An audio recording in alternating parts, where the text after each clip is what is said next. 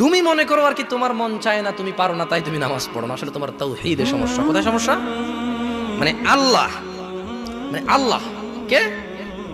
আল্লাহ তিনি যে তোমার হিসাব নিতে সক্ষম এবং তিনি যে তোমার হিসেব নিবে, তুমি এটা পরিপূর্ণভাবে বিশ্বাস করো না, তাহলে তো তুমি নামাজ পড়তে। তুমি মনে করো আর কি তুমি নামাজ পড়ছো না, তুমি গাফেল।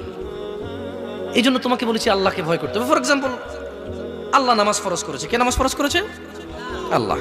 মুয়াজ্জিন আজান দেয়, তুমি নামাজ পড়ো না। তুমি মনে করো তোমার দান সাদাকা তোমাকে উদ্ধার করবে? তোমাকে ভুল শিখিয়েছে। আমি মানুষ, ছোট হতে পারি, শোনো, জোর জবরদস্তি করে কিছু কথা আমাকে শুনিয়েও দিতে পারো, এখান থেকে নামিয়েও দিতে পারো। বলছি না তোমরা নামাবা, বাট এটা পারো। তবে মনে রাখবে, কথা যেটা বলে সেটা উল্টাতে পারবে না। কেন পারবে না জানো?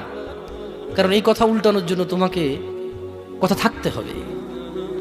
মনে রাখবে, তোমার দান সাদাকা